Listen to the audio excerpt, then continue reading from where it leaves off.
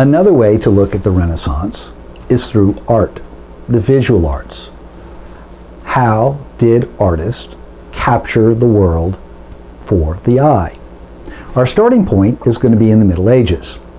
And so we start with Romanesque architecture. These were the earliest types of churches built in Europe. They tried to emulate Roman political buildings, that the authority on earth rested in the church. And so you can see down the nave of this church the Roman arches, or at least Roman-esque arches, Roman-like arches. They're rounded, just as you would find in a Roman aqueduct. Eventually, Western Europeans learned Gothic architecture. These are the wonderful buildings filled with light from stained glass windows. This is Sainte-Chapelle in Paris. You can see the pointed arches at the top. These pointed arches, along with the flying buttresses on the outside, allowed architects to put large stained glass windows in the walls. These windows let in light, because this light represented the light of God, that God was shining in this temple and God was present in the light. European communities spent an incredible amount of wealth and an incredible amount of time to build these Romanesque and Gothic temples to their God. The church itself funded and helped spur the art of the Renaissance. So here we're going to look at some pictures of Giotto. Giotto was an Italian painter. And so this first painting is of the Madonna enthroned. It's a typical medieval painting with the Madonna and child. Here we see the Virgin Mary sitting on a throne surrounded by angels. The proportions, however, are sort of out of whack because Mary is huge compared to the angels. All of the angels have relative same size, but Mary towers above. Why? Because this says or tells the viewer about the status of Mary as Queen of Heaven. On her lap is the baby Jesus. And here the baby Jesus is not simply a baby, but sort of looks like a full-grown man. If you can look at him and compare him to the angels, they're about the same size. What in the world's that all about? Well, Jesus was God. He really never was a baby. He was fully omnipotent and fully omniscient. He knew everything and he was all-powerful. By representing Jesus in this way, it showed his divine character. Moving on, though, in Giotto's life and Giotto's work, we see a different painting. This is from St. Francis of Assisi Church. This is of the life of Jesus. The visitation of the Magi at the Nativity. In this painting, proportions are relatively accurate. Mary, Joseph, baby Jesus, an angel, the wise men, a camel, they're all about the right size. It represents this world, not Mary, Queen of Heaven, but Mary, the mother of an infant Jesus. You also start to see what's called linear perspective, that the things in the foreground are a little bit smaller than the things, are a little bit bigger than the things in the background. That's the way the eye actually sees things. And so Giotto is layering this picture with the things in the front being a little bit bigger and the things in the back going smaller. He is credited with being a transitional artist from the medieval to the Renaissance period. The papacy patronized Renaissance artists like Raphael. Raphael lived from 1482 to 1520. The papacy had gotten back on track after the Babylonian captivity, and the popes wanted to show their glory and their power. So these circles show, first and foremost, the papal apartments on the right, and then the Sistine Chapel on the left. It's kind of hard to understand when you simply look at the paintings themselves because they're out of context. But the Raphael paintings are inside the papal apartments. These are the paintings that people saw when they went to visit the Pope, and they spoke of the Pope's wealth, power, and grandeur. This painting is called the School of Athens. It's in one of the rooms of the papal apartments. On the bottom left, you can see a door. That door is about 10 feet tall and about 4 feet wide. It gives you a sense of proportion for the rest of the painting. This is a monumental task. It also encapsulates most of what the Renaissance was about: the revitalization, the reworking of Greco-Roman art, literary, and philosophical styles. This painting is done in what's called linear perspective. The objects in the front are bigger, the objects in the back are smaller. So that you see the figures in the front, if you simply measured them compared to the figures in the back, they're bigger. But it looks right to the eye. It's not a God perspective. It's not a spiritual perspective. It's a human perspective, as if you're standing there looking into this gallery of men. Who are these men? These men are the philosophers of Athens, the School of Athens. At the center are Aristotle and Plato. Plato on the left, Aristotle on the right.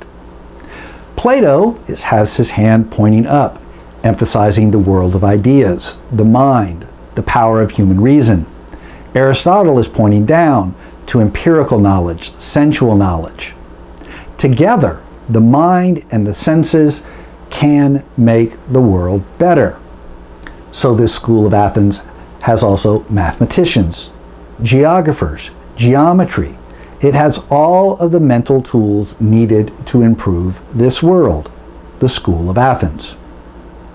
Another way to look at Renaissance art is to take a particular subject, like King David here, with his musical lyre, where he sung the songs that are found in the Bible, and you see David as a king. And then look at David through time and how Renaissance artists presented him differently. This David is a medieval David. But then Donatello did another David. This is one of the first bronzes made during the Renaissance. Bronze was an art style, a sculpture style, developed in the Greco-Roman world. It had fallen out of favor. The art was lost. It was revitalized or reborn in the Middle Ages.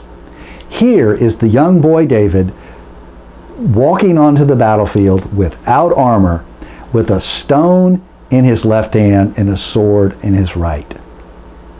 This little dandy of a boy beat the big man Goliath and chopped off his head. But notice this David is full in his glory the way God created him. Not like the David who is the wise old man and covered up from head to toe. No, this is how the David in the Bible would have walked onto the battlefield without armor. And it is a beautiful set of armor that God provided him. There's also Michelangelo's David. It's more famous. But instead of working out of bronze, Michelangelo worked out of marble. The time for this David is also a little bit different in terms of the timing of the story. Where Donatello's David is poised at the end of the story with the Goliath dead, Michelangelo's David is looking Goliath in the eye. He has his stone in his right hand and his sling in his left. He is ready to take aim and kill the giant. But both of these artists capture not only the spirit of what's going on at the time, the glorification of this hero, this biblical hero David, but they focus on the achievements of a man in his physical beauty, taking on a challenge and overcoming it for the good of the community. Another figure that helps us understand Renaissance art is the Pietà, the moment at which the body of Jesus was taken off the cross, when the body of Jesus was laid in the arms of his mother Mary. This is a German Pieta. It's made out of wood, 1300, 1325. It's during the Middle Ages. We move forward then to a 15th century German Pieta. And we see that the form of Mary and Jesus take on more definition.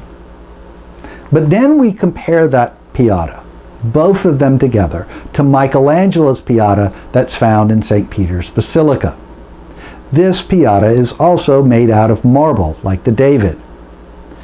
But even though it's made out of stone, it comes to life with Mary, the mother of Jesus, holding her dying son in her arms, in her lap.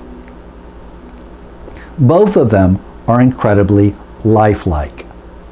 If this marble were animated, it could come to life.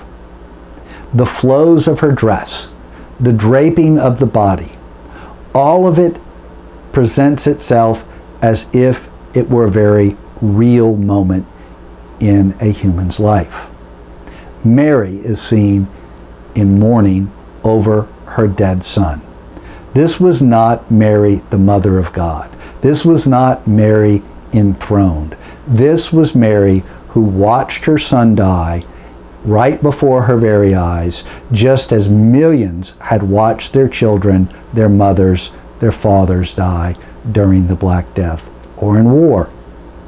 Artists like Michelangelo used their sculpture, used their art to elevate the human experience, to elevate humanism, individualism, and secularism.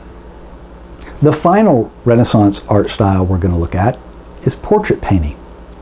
The Romans developed portrait paintings. Average, everyday people had their portraits made. And so here we see a typical Roman portrait. They're in their contemporary dress, contemporary hairstyle, and they're simply looking straight at you as if they were there. Leonardo da Vinci made one of the most famous portraits or selfies in human history. Leonardo da Vinci's Mona Lisa is of a woman sitting there looking straight at you with a very simple smile. I had a student who said it was a smirk. Smirk, smile, she's just normal. She's sitting there. You also notice there's a linear perspective. That fading off into the background is a landscape, as if it's not even there. Your eye is drawn to her, but it sets her at a particular place, at a particular time in this world. The key here is we don't know much about her. We don't really know who she is. She's not a queen, she's not a princess, she's not a king, she's not a mythological figure. She's just a woman, an average, everyday human who is beautiful. So Leonardo da Vinci painted a portrait of an average person. This doesn't seem like a big deal in our age of selfies and cell phones and all the rest, the ability to have a podcast or your own Twitch stream. But when Leonardo da Vinci sat down and painted this portrait, it represented a break in human thinking, or a rebirth of human thinking. Humans didn't have to be a king or a queen or a god or a goddess to be important. In the Renaissance period, artists could paint, sculpt, draw average, everyday things and elevate them with their art. This was a Renaissance, a rebirth of Greco-Roman art, literature, and philosophical styles. Humanism, individualism, secularism.